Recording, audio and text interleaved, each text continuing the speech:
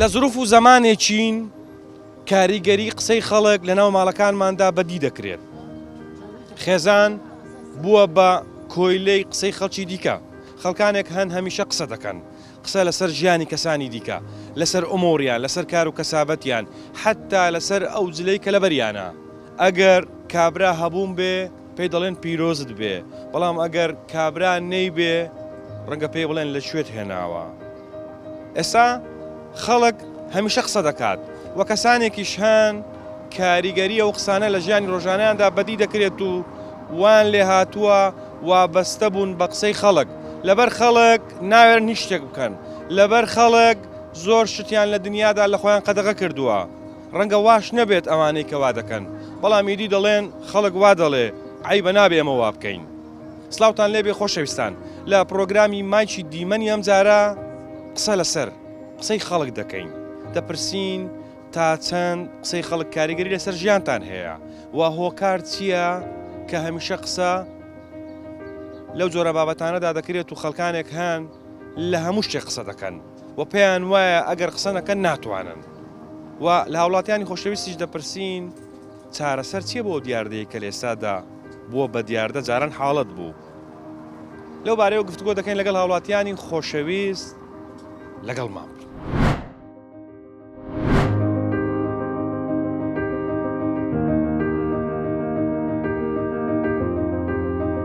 ئەگەر بیر و بۆچینی خۆی تایبەت بێ بە خۆی بە شخصت خۆی ئاوا لە خۆی ناکە. وڵی قسەی خەڵک ئەکی تەسیری زۆر هەیە. لەکرە من ناخ بە قسەی خەڵک لەو خۆم دەژم لە خەڵک ناش. باشیش بێ هەر بەخراوی باسیەکەن. ئینسانیش نابی خۆی بخاتە ژێر کاریگەری قسە. کەسی وا هەیە لەبەر قسەی خەڵک ژیانی خۆی گۆڕیە، تا چەند ئیعتیبار لە بۆ قسەی خەڵک دادەنێ. خۆی قسەی خەڵک تەسیری لەسەر ژیانت دەبی بە تەئکید و زۆر کەس هەیە هەموو هەنگاوەکانی ژیانی هەوڵ دەدا شاراوەی بیهێلتەوە هەتا کەسێک کە قسەک دەکاتن تەسیری نەبیتن لەسەر ئەو هەنگاوانەی کە دەیهاوێت. قسەی خەڵک کاریگەری لەسەر جەنابەت هەیە؟ بە تەئکید تەسیری هەیە لۆ هەموو کات تەسیراتی ئەجا عادەتەن دەتوانی بڵێ سلبی و ئیجابیشی هەیە و تایبەت ئەوانەی کە هەوڵ دەدەن بە لایەنی خراپیەوە لێکدانەوە بۆ ڕووداوەکان بکەنەوە تەسیری سلبی دەبیتن، بەڵام جاری وا لەشە بە تەئکید ئیجابی دەبیتن، ڕێپیشاندەر دەبیتن لە بۆت. باشە دەمەوێت باسی لایەنە سلبیەکەی بکەین، لایەنە خراپیەکەی نەرێنیەکەی. ئەو قسانەی کە لایەنی خراپی بەجێهێشتووە لەسەر جەنابەت چی بوون؟ تەداخولات مەسەلەن ئەتوو هەردەم هەر تەداخولاتێک لە ژیانی تایبەتت هەبی دایانی سلبی احتیمالە بەجێبێنێتن، ئەوجا بە هەر شێوەک لە شێوەکانیتن زیاتر. باشە ئامادەی لەبەر قسەی خەڵک ڕێچکەی ژیانی خۆت بگۆڕی؟ زەحمەت، بەڵام هەوڵ دەدەی بە شاراوەی بیێلیەوە هەتا کەس نەتوانی تەداخلی تێدا بکات. باشە چیت بۆ کەسانە هەیە کە قسە لەسەر هەموو شتێک دەکەن، یعنی دایانەوێ بێن بۆ نمونە دەبن بەشێک لە ڕئی جەنابەت لە فکرکردنەوەت لە هەموو شتێک دایانەوێ هەموو کەس بە قسەیوان و بەدڵیوان هەڵسێودانیشی. ئایا دەکرێەوە؟ نا زۆر زۆر خراپە هەڵسکەوتەچی و ناشکرێ ئەتوو ژیانی خۆت ببەستیەوە بە کەسی تر و ڕێ بدەی کەسی تر بەو شێوەیە ئەوڵدا و باشترینشت ئەوەیە جیان لێ ڕانەگری ئەو کەسێکە هەوڵ دەدەن تەداخل بکەن لە وەکو تاچێک دەمەوێت شتێککەت بڵێن پێکەوە قسان لەسەر ئەو بابەتە بکەین. کەسانێک هەن کە قسەی خەڵکی وەها کاریگەری لەسەریان کردووە ڕەنگە لە ژیانیاندا تووشی دواکەوتنێکی زۆر بووبوون، هەمیشە لە ژێر قسەی خەڵک دەڕۆن، خەڵک وا دەڵێ خەڵک وای گوت. چی قسێک تێ بۆوانە؟ وەڵاهی هیوادارم جویان لێ ڕانەگرن، چونچی هەر کەسێک ژیانەکی کورتی هەیە باشترین شت ئەوەیە ئەو ژیانت بۆ خۆت بژی ڕێپێنە دەی کەس تەسیری لەو ڕێچکەیە هەبی کە بە خۆت حەز لێ بەو شێوەیە کە تێبی پێ بژیت. تا چەند قسەی خەڵک کاریگەری لەسەر ژیانت هەیە؟ وەڵا هیچ کاریگەری لەسەر ژیانت نییە؟ باشە کەسانێک هەن هەمیشە قسەی خەڵک وان لێ دەکات کە ژیانی خۆیان لەسەردادەنێن و ژیانی خۆیان دەگۆڕن. ئەوە تەسیراتی سەر خەشک و چاوڵێکەری و شتوایە ئەو تەسیراتە. ئەوەی وای لە خۆ بکە کەواتە ئەبێت کۆیلە حسابی کۆیلێ دەستی خەڵکی کرد یعنی ئەو کەسانەی کە لەسەر قسەی خەڵک ژیانی خۆیان دەگۆڕن و هەمیشە کاریگەریان لەسەری هەیە پێت وایە کەوانە کۆیلەی قسەی خەڵکن بەزە بدوایە ئەنی ساحیبی ڕێی خۆ شخصەتی تایبەت خۆی نییە ئەنی ژێردەستەی خەڵکە قسەی خەڵک خۆی بیرکردنەوەیشی نییە کە تایبەت بێ بخۆی میری هەمووی گەڕێتەوە سەروێ و خەڵکانی دەوروبەر تەسیری لەسەر باشە ئێمە چی بکەین تاوەکو قسەی خەڵک کاریگەریمان لەسەردانانی وڵای دی کەلتورە ئێرە کەلتورە ینی بۆ بکەن ئەنی خەڵک هەیە سا بنسبەتی ئەوروپا و یاری جیاوازەکان خەڵک بۆ خۆشی جەنابەت لێرە دەژی لێرەش باشە هیچ کاتێک قسەی خەڵک کاریگەری لەسەر ژیانت نەبووە وەڵاهی ئەگەر ساحیبی ڕێی خۆبی ناوەندە نە لەوانێ کاریگەری بەس بەو شێوەش نا باشە خەڵک بۆ مەسەلەن چ پەیوەندی بە ژیانی تاکەکانی دیکەوە هەیە تەداخل لە هەموو شتێک دەکات کە خەڵک ڕاهاتۆ لەسەرەوە دەست بە تاڵی ئەگەر خەڵک هەمووی مشغول بێ بە کاری خۆی هەنێ و خەلیچە شتانە نابی قسەیەک بۆ کەسانە دەڵێ کە قسەی خەڵک کاریگەری لەسەر ژیانیان هەبووە و ژیانیانی گۆڕیوە و بگرە لە ژیانیشیاندا دواکەوتون بزە بە دوایە وەڵایە و خەڵکانە تەر گوناهی خۆیانە بە دەرەجەیەک ئەو جا تاسیراتی خەڵک و کەلتورەکە ئەگەر بیر و بۆچین و خۆی تایبەت بێ بە خۆی بە شخصت خۆی ئاوا لە خۆی ناکە کەواتە ئەوانە خاوەنی بیر و بۆچوون و کەسایەتیەکی تایبەت بەخۆیان زەبەت بەزەبەت ئەوەیە هەر پەروەردەکردنیش دەوری هەیە پەروەردەکردن هەر لە مناڵیەوە تا گەورەیابی بە تایبەتی ناو خێزان ئەو جا دەرەوە خێزان دەروپشتی هاوڕێکانی قوتابخانە ئەو دەوروبەران تەسیری خراپ و ینی نێگەتیڤیان هەیە خێزان تا چەند بۆ ئەرکەی خۆی هەڵساوە لە ڕووی پەروەردەکردنەوە بۆ تاکەکان و نەوەکانی خۆی هەڵنەساوە هەر نەک خێزان هە بڵێت پەروەردەوەی نەکردووە ئەو جا تاگاتە خێزانیش هەر لەو دەوروبەرە ژیا لەو ژینگەیە کە تێیدا دەژی لە تەسیراتی دەوروبەری وای لێکە لە ماڵەوە تاکو ئێستاش جاران ئەوەندە ئازادی بۆ منداڵ وشتیوە نەبووە هەتا خواردن لە سەرێک سفر نابووە دانیشتە پیاوە تەنها دانیشتی ئافرەت ناوە لەگەڵ دانیشتوە منداڵەکان هەرۆجە ئێستا گۆڕانکاریەکە بەڵام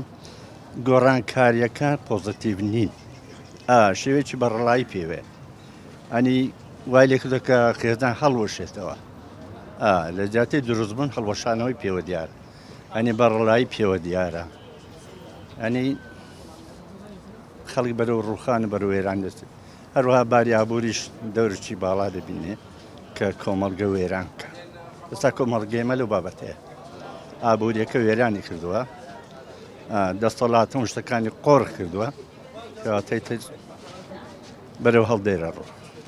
هەت خەڵک قسەی لەسەر کردووی لەوانێ چیان گوتووە هەر کەسەوە بە تاوی خۆی شتە بینێ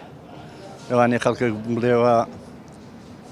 جلی جوان لە بەرەکە خواردنی باشە خوا ئیش ناکە زۆر شدەیانی تر زاری خەڵک ناژیرێ سا جەنابەت مامۆسایەکی ڕێک و پێک و کەشخە و جوانی ینی ئێمە دەبی دایمەنە و کەسانەمان خۆش بێ بەدیتنیان دڵخۆش بین کە کەسی وەها جوان ببینین بۆ دەبێ بزانین کە ئەو قاتە چۆن کڕین نەوەڵای تر وایە بیرە بەتابێتێکە بزانی ینی مەسەلی مادیەکەی باش نیەوەیە بنی شتێکی جوانی لەبەرە پێڵێن لێ کوێت بوو بە دەوڵەمەندەکانی پیرۆزت بێ ئەوە قسەی کوردەواری پەندا ئایتەرەوەی کۆمەڵگەمانەوێ باش ئێمە ئەگەر بۆ نمونەوە کەسێکە پێت دەڵێ لە کوێت بوو ئەگەر ڕەدێکی بۆ نمونە توندی بدەینەوە ئەو کەسە واز دەشتە نایێنێت ئەتر ڕەدی تۆندێت یانی ناخۆشی دروستکەی باشترین حەلەوێکە جوابی نەدێەوە ئێهمالکردن باشترین شتە ئێهمال والله قصة خلق أكيد تأثيري زور هي إنسان دائما محاولة يعني خبارزة العالم دائما تشتكي بكات يعني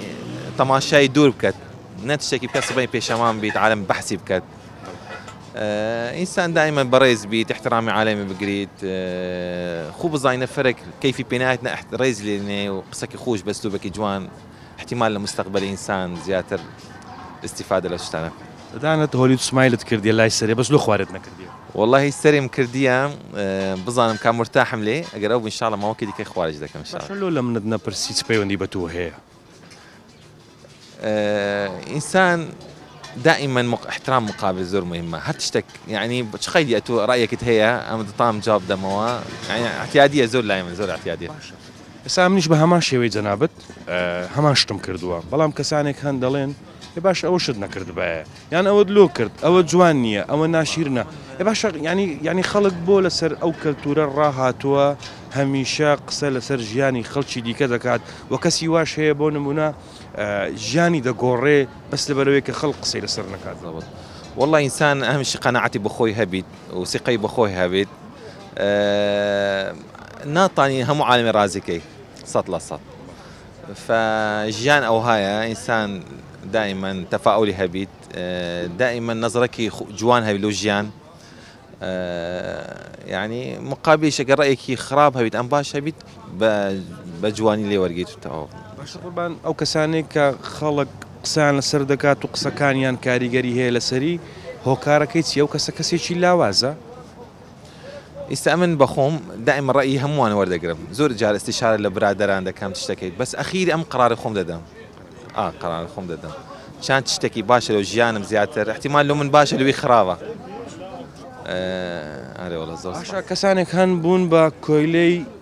خەڵک لەسەر قسە ینی کۆیلەی قسەی خەڵک ینی خەڵک هەمیشە وامەکە لەبەرەوەی خەڵک وها دەڵێ ئەی بە جیرانەکەمان ێ باشە ئەتوو ینی بۆ نابی بە خاوەنی قەراراتی خۆت بۆ نابی بە خۆت ینی خۆت بی هەمیشە با خۆت کاریگەری لەسەر خۆت هەبێت بخۆی ئینسان مەفروضە شخصیایی هەبیت و ڕەئی خۆی هەبیت و قەناعەتی خۆی هەبیت نابێت لە هەموو تشتەکانی قسەی وەرگیت لە هەموو تشت يعني واحتمال لەسەر بکە نا وەڵڵە ئەخیری قەراری خۆی بدە هەتا يعني ناجح لە ژیان بأمن بالشخص خۆم لەکرا من ناخوە قسەی خەڵک لۆ خۆم دەژیم لۆ خەڵک ناژیم لۆ خۆم دەژیم هەرچ بم هەوێت لۆ خۆم دەیکەم بەرام بەژێرێ نەریتەکانی خۆم کابرایکی کورد بوو میسالەن کابرایکی ئەس نەبینیوەیان هەر کەسێک ناوی کەس نینم لاوەچ نینم ئەمە لۆ خۆم دەژیم قسەی خەڵک لەسەر من کاریگەری نییە باشە ئەو کەسانێک کە قسەی خەڵک کاریگەری لەسەر ژیانیان هەیە لۆ خۆیان ناژین بەتەئکید هەمووی لە خۆیان دەژین بس موضوعك ليرة هي بخسي خلك هذا السوداد نشي يعني تزلك مثلا بسيطين شو تزلك يقدر أو زكلتنا لو أنا بقوري لبدرية كوي بس ليه الأهماك هذا دبيته بخور تصير خود ظالبي باشا أو كسي كدري أو جلكت لنا بيدنا لي كامد ليدي حتمين دبي بديل شير هبي كدري أو ساكتت لنا در بدري خمسة شهور بكون در قاتش كدير بكا يعني أنا باش تزوري هالبديل شانية بلام هم حزيان اللي يقصب كان هیچ يعني چندێک تو مثلا چکودی هەیە دەرە زاری خەڵک کوونە دیوانیە بگەوێت تۆ پاقڕۆچی لێدەی یعنی گۆ بێت تو لەمارە نێ دەرە ژیان ڕادەوەستی هەر بەتەنی لە خۆت دەبی لە خۆت جوابی خۆت بێ لەگەر خۆت بشی ئەو هاش نابی دەبی بێ دەرێ بێ ناو کۆمەرگا و باشە خەڵک هیچ کاتێک قسەت لەسەر دەکەن حتمیە نەزگە قسە لەگەر نەکەن یعنی تو قسەیەکت لەسەر دەکەن قسەکانیان خراپە هەمووی دەکرێت و خراپیش دەکرێت و چاچی دەکرێت خاستن لەو زروفەی چاک هەر کەم بووە هەنی برادەری خۆت زۆری خراپە ناتوانم تعدیل کردم بەشی زۆری خراپە بەرام قسەی خراپش لە دوو دەکرێت هەر ئاگاشت لێ نییە تو لە دوو دەکرێت باش ئەگەر قسە خراپەکان بگەڕێتەوە و کەسێک کە لە قسەی خراپی لەسەر کەسێکی تر کردووە کەسەکە بچێ پێ بڵێ بۆ قسەی خراپم لەسەر دەکەی ئەو کەسە واز لە وەزع نایێنێت نا ئەوەش دەگێتەوە شەخص هەیە بەخۆی وایە هەر بەخۆی ژیانی خۆی وایە ئەجا پەروەردەی لە مارێت تووشی مندار لە منداریەوە چ ببیستی لە گەورەکان ئەوی لە مێشتی خەزن دەبی وچی تووتی هەر ئەوی دەرێتەوە هەیە لە عایلە شووا پەروەردە دەکرێت ئەسڵەن عاقی لەسەر ئەو مەوزوعانە نییە لە مەدرسەکی دادەنشی باز دەکرێت زەم دەکرێت میسالە ناوی کەسەکی دێنن یان جواب نادات یان دەڕوا یان هەر دەستی لە مەدرسەکە هەر دەستی یان خۆی دەغافرێنی هەشە پێی وەگرتیە ئەگەر نەرێ ناکرێت ئەو تەبیعەت ئەمە کەس کورد گۆتەنی کەس بە دوی خۆی ناڵێت ترشا بە خۆت قەت قسە لەسەر ژیانی خەڵکی دیکە کردووە ئەم من قەناعەتم نییە من چمە بێ ڕوبەڕوو پێی دەرێم دۆست و ڕەفیقەکانمیش هەموو ئەمە دەناسن برادری من دۆستی من خزبی من پێم گوتیە پێشی دەرم ڕوبەڕوو دەرەمەوە عیبەتەیە کە پێی دەرێ و عیبەت هەیە چ دەڵێ دەرەم نەیکێوە یعنی ئەوە ئەوەندە قسە هەیە ئیتو نییە بیکەی مەیکە حەق لەسەر ژیانی خەڵک نەبی کابرا زۆر ئەو قسەی دەکەم من کوی لە خۆی دەژی بابژی ئەوە ژیانە ئیدی کوی دەژی بابژی کە حەق و ڕق و بەڕوو قسەکەی پێ دەڵێ بۆ نمونە ئەگەر شتێکی خراپی کردبی باشەکەشی پێ دەڵێ بەدیلت هەیە لە بۆی عەدیکو بەتاکەیت دەرم کە پێی دەرێمەوەی ئیشی تونی عقد بەسەر فران کەسی دانەبیان ئەو مۆزوعات پەیوەندی بە توێە یانی چ برێ جوابدانەوەی نابی باشترین حەلەوێکە جوابی نەدێەوە ناتانی هەموو عالمی ڕازیکەی 100%. مەسەرچ کوردی هەیە دەرە زاری خەڵک کوونە دیوار نییە بگەی تۆپە قڕۆچی لێدەی ئەگەر ئەوە خراپی کرد و تو خراپی بکەی تان توێش وەکەوە قرابیت. ئێمە تا چەند پێویستە کە قسەی خەڵک کاریگەریمان لەسەر نەکاتن. والله بەڕاستی من ئەو کاریگەرم لەسەر نییە ئارێ وەڵام مەمنوتم یعنی گوێ بە قسەی خەڵک نادەین. ناخێر ناخێر. باشە کەسانێک هەن بوون بە کۆیلەی قسەی خەڵک. قسەی خەڵک هەمیشە کاریگەری لەسەر ژیانیان هەیە و ڕەنگە ژیانیشیان دوا بکەوێت بەس لەبەرەوەی کە بەدڵی خەڵک هەڵدەستن و دادەنیشن. بەخۆی نابی بها یاندەبی بەخۆی کابرا حڕ بیت لۆ خۆی بژی باشترە. باشە هۆکارەکە چییە؟ کۆمەلگای ئێمە کەسانێکی تێدا هەمیشە قسە لەسەر ژیانی کەسی کە دەکەن. والله ئەو تەبیعیەوە دەگەڕێتەوە سەر ئەو کۆمەلگای مەمنون. خێزان تا چەند ڕۆلی هەیە لەوەی کە منداڵێک پەروەردە بکات کە گەورە بوو قسە لەسەر ژیانی خەڵکی دیکەنەکە. خێزان والله ئەوەش ڕۆلی زۆرە. بەێ ڕۆلی زۆرە؟ ڕاست. باشە چ بۆ کەسانە دەڵێ کە هەمیشە قسە لەسەر ژیانی کەسانی دیکە دەکەن. والله ئەوە باش نییە. باش نیە تێکەڵبوونی ژانی خەڵک. قسەی خراپیان لەسەر ژیانی جەنابەت کردووە؟ نەخێر نەمزانیە. نەمزانانی. باش ئەگەر بۆ نمونە کەسێک بێ لەسەر ژیانی جەنابەت قسەیەک بکات بڵێ ئەو ژیانەی جەنابەت خراپە ئەوەت غەڵەتە ئەگەر باشەکەت پێ نەڵێت و بۆت ڕاست نەکاتەوە چی پێ دەڵێ؟ والله ئەوە تەبیعی ئەو دەگەڕێتەوە سەر ئەوەی خۆی. ئەگەر لە ڕێو کامێرایەوە قسەیەکیان پێ بڵێ چیان پێ دەڵێ؟ ئەوانەیە کە لەسەر ژیانی خەڵکی دیکە قسە دەکەن. بەڕای من تێکەلی ژیانی خەڵچینە من باشترە هەر کەسە بە ڕێگای خۆی بێ. کەسانێک هەن هەمیشە لەسەر ژیانی کەسانی دیکە قسە دەکەن تا چەند قسەی خەڵک کاریگەری لەسەر ژیانی جەنابەت هەیە. والله کەس لەی دنیا لە کەس ڕازی نییە هەمووی نەقت ئەمەکەەوە کاکە بەس ئەگە وەختیە چش خراپ بدینی چش قاچەکە ئەتێدە بیبیرێت ئەدێت تا هەم لە دنیی هەم لە بیرت دەرناچێ ئەمە دنیاکەیە. باشە ئەوە بووە بە کەلتور؟ ئەوە بووە چشتێک دی وەک وەسیلەیە تاکو ژیانەکە بۆ بۆنە سەر باشیش بێ هەر بەخراوی باسیەکەن. باشە بۆ وا دەکەن؟ ئەیواکەن نازانم وڵی ئەوە بووە بە کەلتور؟ ئەوە بووە لە خۆشیەوە هاکەن ئەمان با لە زەمان سەدام وهایان ئەبکردا لە خۆشیەوە. باشە بەڕای جەنابەت خەڵک لە خۆشیدا قسە لەسەر ژیانی خەڵکی دیکە دەکەن. ئەیوایە ئەگەر لە تورکیا بووی ناخۆدیش لە بیر دەچێ.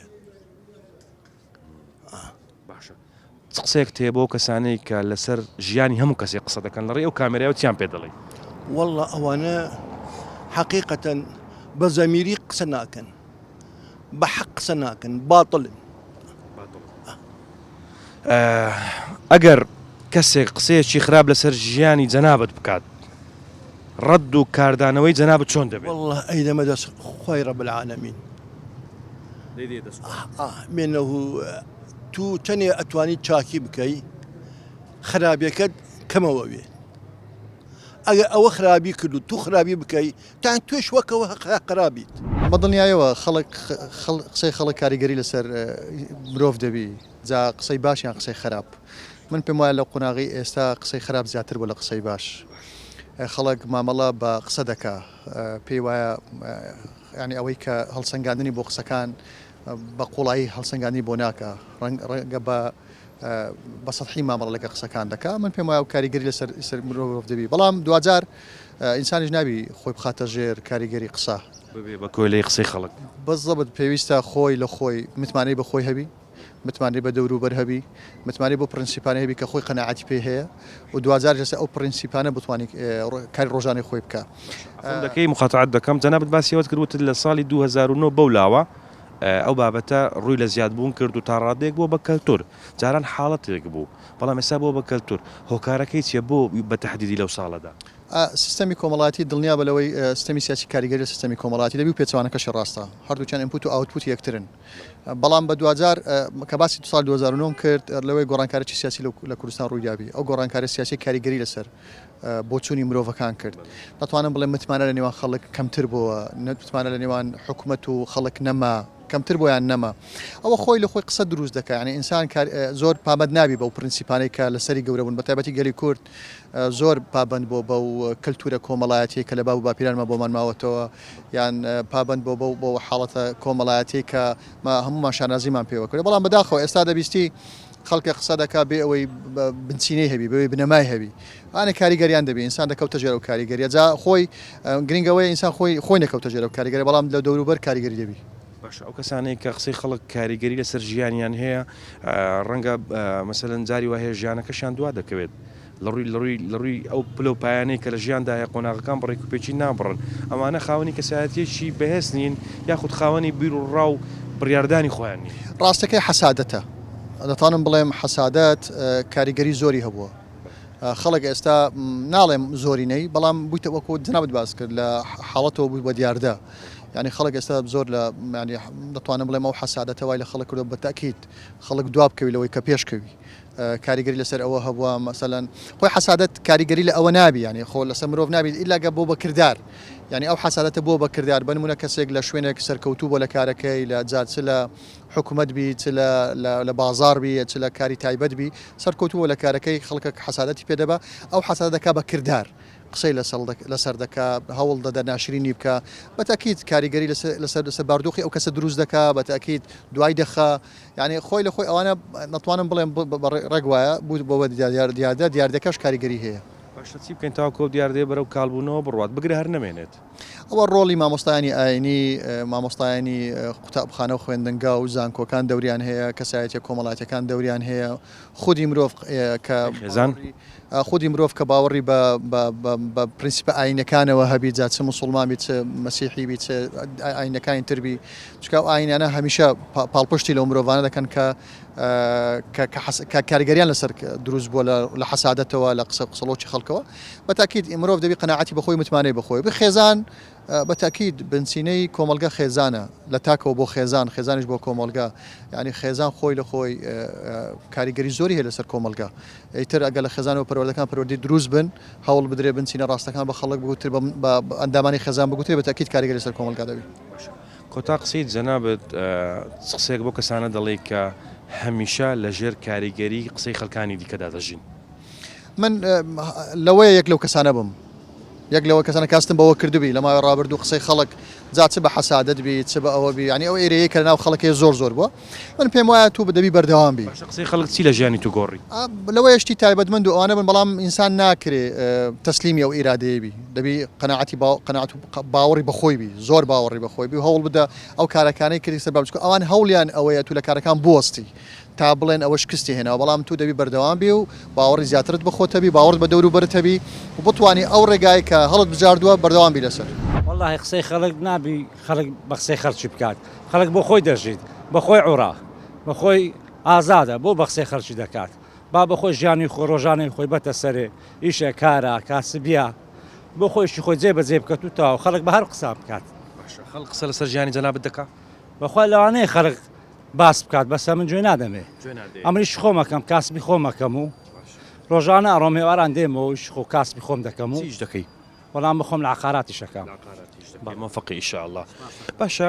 ئەو کەسانەی کە قسەی خەڵک کاریگەری لەسەر ژیانیاندا هەیە ئەوانە کەسێکی لاوازن یاخود تامان ئەگە لاواز نەوی بە خەڵک قسەی بکات با خەڵک قسەی بکات پێی برێ ئەوهای بەهار پێ برێت ئەتو لۆ خۆت ژیانی خۆت هەڵبژاردێ بە خۆت ئیشەکەی کاسبیەکەی عوڕی مانەی خەڵک بە هەروە برێت باشە چی بکەین تاوەکو دیاردەیە نەمێنێت وڵایەوە باشە خەڵک کەس عاقی بە کەسدا نەبێت بۆ بچێ ناو ژیانی یەکێکی دیکە هەر کەسێ ژیانی خۆی عوڕەبال و خۆی ژیانی خۆ هەڵبژاردی هەر کەسەی ئیشی خۆ کار و کەسابەتی خۆی بکات و تەواو ئەملۆ بچمە ناو ژیانی یەکێکی دیکە هەر نابیت ئەسڵەن نابیت بە هیچ شێوەیەک ئەم ژیانی خۆمە و تەواو ئەم نەگەر لە جەنابەت بپرسم هۆکاری ئەوە چییە کە خەڵک قسە لەسەر ژیانی کەسی دیکە دەکات چیم پێ دەڵێ بەخوای باش نییە بە هیچ کارەکە چی هۆکارەکە هۆکارەکە ئەوەیە کار و کەسابەتی نییە ئیشی نییە معیشەتی نییە ئەچی باسی وەکە باسی وێکات جوانیش نییە دیاردەشی جوان نییە بە هیچ شێوەیەک ینی بێکاری و کەسابە دوای کردووە کە خەڵک قسە لەسەر ژیانی کەسانی دیکە بکە بەخوای هەندێک هەمووی نەخێر هەندێک کەس هیچ ڕەبتی بە کەسوە نییە و بەسێ بێ ئیشەوە بێکارە و ئەسی قسە لەسەر ژیانی وێکە لەسەر ژیانی وێکات و باشە و کەسانی کە قسەیان لەسەر ژیانی جەنابەت کردیە وەڵامی جەنابەت چی بە بۆوان وەڵا هەر گوتم هیچ لە گۆڕێنیەوە نیست پێ عاجز نابوو گەردەنیشی ئازابی بتەوە هیچ لەوم نییە لە دڵم نییە ئەبەت باشە یەک پرسیار بەڕاشکاوی قەت قسەت لەسەر ژیانی کەسی دیکە کردووە ئەبەت ئەمن عیلاقم بە ژیان هیچ کەسێکدا نییە پێم کرا ئیشی خێرێ چاکە ئامادەمە بۆ هەموو کەسێک جێبەجێ بکەم لە ئیش خێر و چاکەری دیکە من ناچمە ژیان هیچ کەسێک باشە چی وای کردووە کە عیلاقت لەسەر ژیانی هیچ کەسی دیکە نییەوە بی ئەو کەسانی کە عیلاقیان لەسەر ژیانی کەسانی دیکەیە لە تۆ فێر بن یاخود جویان لێبێ کە وا بکەن ئەوانیش من هیوادارم هیچ کەسێک نێستە ژیان هیچ کەسێک بار کەسێ و خەڵک بۆ خۆیشەکە کاسبیەکات مام ئێستا کاسبیەکەم خەڵک بۆ بێتە ناو ژیانی من لەسەر کاسبیەکەت چ قسەیەک دەکەن وەڵارێن ئەوەیشی مەقسەد عقارات دەکات با بکەنمە هەر کەسەی بەنەوەعشی قسانەکات بار بکەن هیچ لە گۆڕێنە لەگەڵ ڕێزم زۆر جار ئەوانەیە کە خاوەنی نووسنگەی بەکرێدانی خان و کڕین و فرۆشتنن قسەیەکی جیاوازیان لەسەر دەکرێت و هەندێک دەڵێن ئەوانە بۆ نمونەها تەماحن کەسانی تەماحن یاخود کەسانی مثلەن زەمیریان نییە ڕەنگە بە خۆشت گوێت لەو قسانە بوو بێت زۆر جێم لێ بۆ بەسەوە بە شخصە گۆڕێت بەو کەسێک کە سایەتیە گۆڕێت ئەو کەسە ئیشەکات بە عەڵاڵی پیش خۆی بە جوانی ئەکات بە ڕێچی ئەکات هەموو وانینە ڕەنگە هەندێک بەنەوعشکەیش بکەن هەندێکش بە ڕێگای خۆیش بکەن بە جوانی و بە ڕێکی و بە عەڵاڵی ویت کێشەچیان و پێیان نەبیت هەم لە دنیا هەم لە قیامەتیش باشە نووسنگەکەت لە ناو گەڕەکانە یاخود لە بازارە لێ وەڵا ئەمن سەرپێی لە هەواڵانی لەوێ ئیشەکەی بەڵێ باشە و کەسانەیە کە بۆ نمونە دێن داوای خانیوەشی بەکرێ دەکەن باشە ئێوە لە لای کرێچیەکان یاخود لە لای خاوەن ماڵەکان هاوکاری کامایان دەکەن وەڵام یەک بەخۆ هەروکاری کرێچی ئەەکەم لەبەرە کرێچی فەقیرە گوناعە مەعشەتی نییە کابراگە پارەی هەبی خانی بەکرێ ناگری خانی دەکڕی بە خۆی دەستە ناوێ ژان و ماڵ و منداڵی دەبەتە سەرێ بەس ئەمە ئیدی ئەوە دنیا خواوەی دانا یەکێک کرێچی کە چشخانی خۆیت و یەکیش بەکرێ ئەدات تا دنیا وایە لادو لە هەموو دنیا بە خاوەنی خۆی باش بیت هەمووی نابی هەموو کرێچی هەمووش نابی خاوەن خانی بیت کورد دەڵێ ئەگەر ماڵی خۆت لە شوشە بوو بەرد لە ماڵی خەرچی دیکە مەگرە کەسانێک هەن سەرڕای ئەوەی کە چەندەها خراپیان هەیە بەڵام هەمیشە وا ڕاهاتوون قسە لەسەر ژیانی خەڵکی دیکە دەکەن و خەڵکیان پێ چەوتە و خۆیان پێڕاست لە ئەساسدا نە ئەوان تەواو ڕاستن و نە ئەوانیش تەواو چەوت لەبەرەوەی ئینسان لە ژیانیدا هەڵەی هەیە و شتی باشیشی هەیە با ئێمە واز لەو کەلتورە بێنین کە قسە لەسەر ژیانی هەموو کەسێک بکەین با بێڵین خەڵک بۆ خۆی بژیت و خاوەنی ڕێی و کەسایەتی خۆی بێت و خۆشمان بە هەمان شێوە ئەگەر شتێکی خراپمان بینی بتوانین بۆی ڕاست بکەینەوە و ئەگەر نەشمان توانی بۆی ڕاست بکەینەوە با پێی نەڵێن ئەوە خراپە لەبەرەوەی ڕەنگە و کەسە دڵی بەو قسەیە بێشێت ئێمە لە ژیانی ڕۆژانەماندا چەندەها جار دووچاریەوە دەبینەوە کە خەڵک ئەوەی پێخۆش نییە نابێ ئەمەوە بکەین خەڵک ئەوەی پێ جوان نییە نابێ ئەمەوا بکەین بابزانین خەڵک کامەی پێ جوانە ئێ باشە خەڵک چپەیوەندی بە ژیانی ئێمەوە هەیە و ئێمەش بە پێچەوانەوە چپەیوەندیەکمان بە ژیانی خەڵکەوە هەیە ئەو کەسانەی کە قسەی خەڵک کاریگەری لەسەر ژیانیان دەکا بوون بە کۆیلەی قسەی خەڵک ئەگەر واز لەوە بێنن ڕەنگە ژیانیان باشتر و تەندروستتر بێت و ئەو کەسانەشی کە وەها فێر بوون هەمیشە قسە لەسەر خەڵک دەکەن خەریکی ژیان و ماڵ و حاڵی خۆت بی باشترە لەوەی کە هەمیشە قسە لەسەر خەڵک بکەیت ئەم نەزوەری براهیمم پرۆگرامی مایکی دیمەنی ئەم جارەشم پێشکەش کردن هیوادارم واز لە خەڵک بێنین لێ بگەڕێن با بە خۆی بشێت خدا حافیز